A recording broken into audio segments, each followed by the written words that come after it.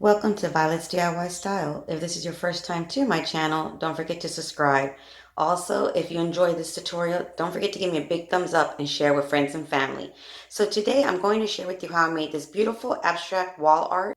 Also, this adorable Easter garland made by Dollar Tree supplies. So the first one I'm going to share with you is how I made this beautiful wall art. I think it's beautiful. The first thing I did was grab a canvas, and I got a pretty large canvas size. I really don't know the size, but if you want to know it, I will measure it and put it in the description box below.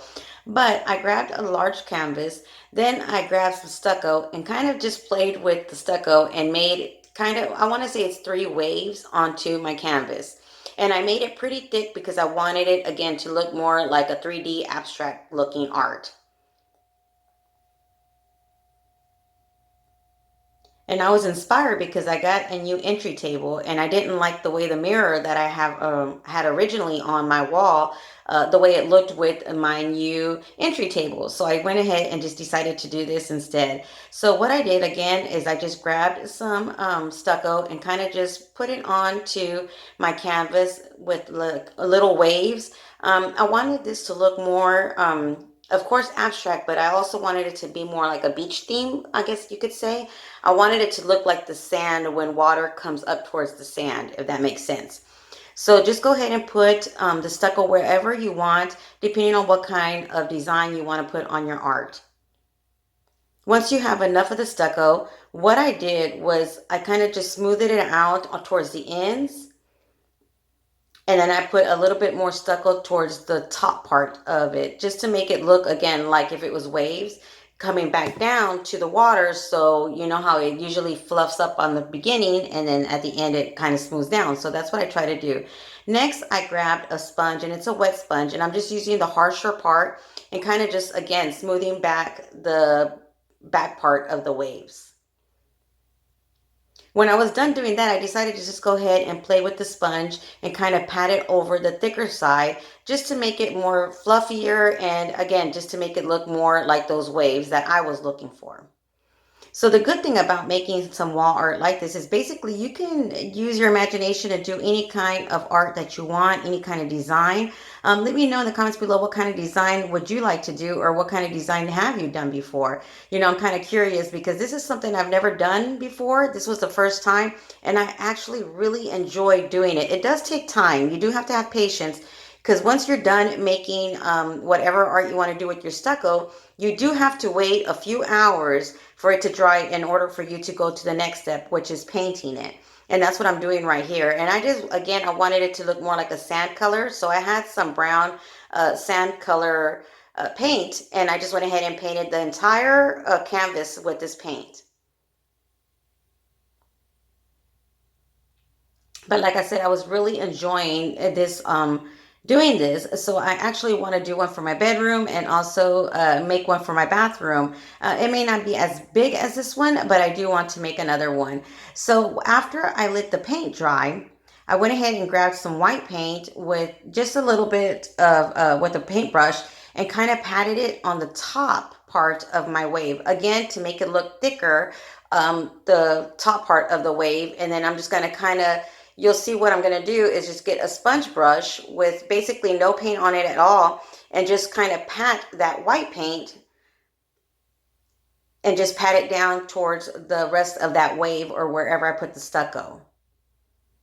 And I just played with it, just took my time and kind of patted it everywhere just so it could get some of those waves could get some of that paint, just to give it more of that 3D look. So this is the way it started looking. So what I did was basically I did each one of the waves, and then I would let it dry a little bit just to see where I needed more paint or what I wanted to do, and then just continued that until I was completely done.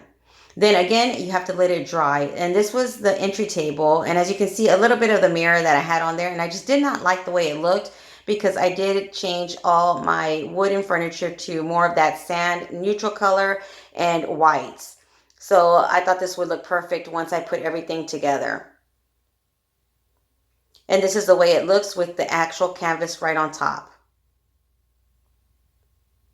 So my next DIY is basically for Easter, and I thought this was really adorable, so I wanted to share it with you guys. All I did was get some of these Easter bunnies. They're the really pretty Easter bright colors from Dollar Tree, and all I did was remove the little cotton ball. And I thought it was going to be easier just to pull it off, but it wasn't. So just go ahead and grab some scissors and just cut that little cotton ball off.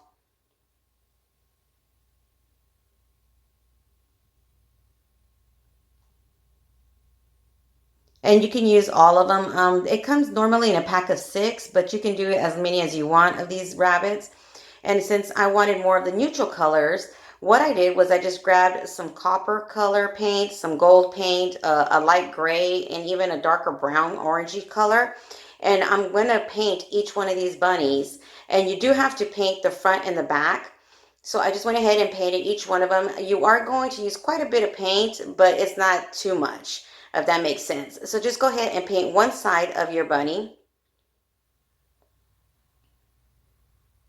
And then once you're done painting the one side, let it dry for a little while and then flip it over and you're going to paint the other side of the bunny.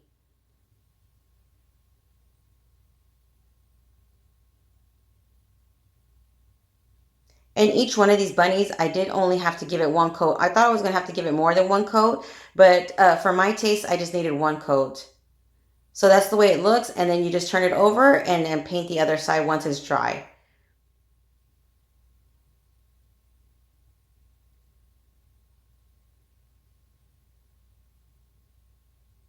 And then this is a gold one that I did. And then this is like a gray, really light gray, white, off-white color, I want to say.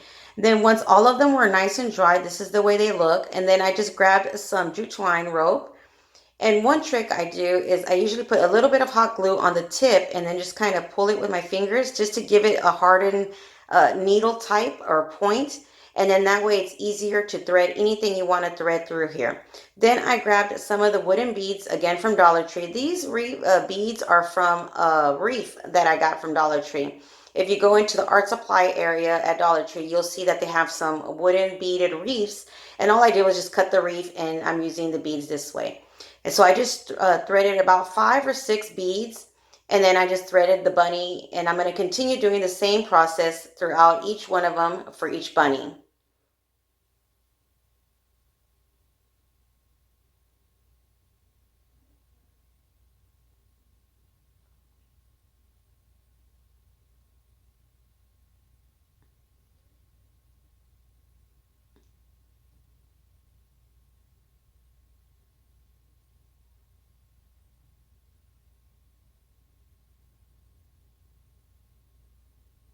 And then you just continue the process. You add 5 or 6 beads or how many ever beads you want to add.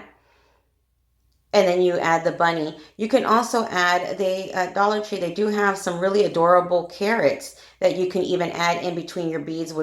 I think would look really adorable as well. But I wanted it to be more, I guess you could say simple style of garland. So I left it as is.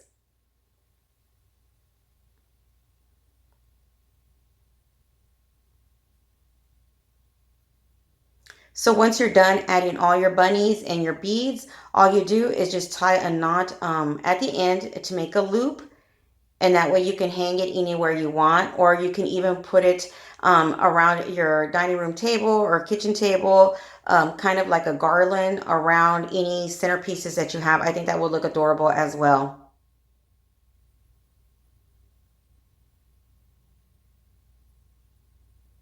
And also don't forget to glue those bunny tails right back onto each one of the bunnies.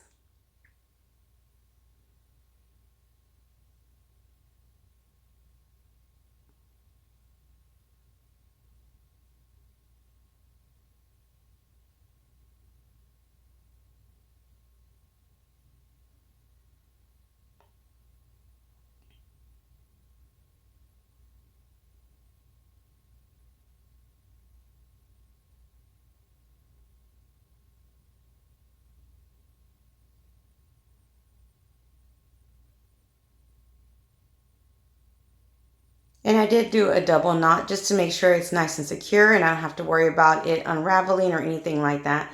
Then just cut off the extra rope and there you have it. A beautiful Easter neutral color garland.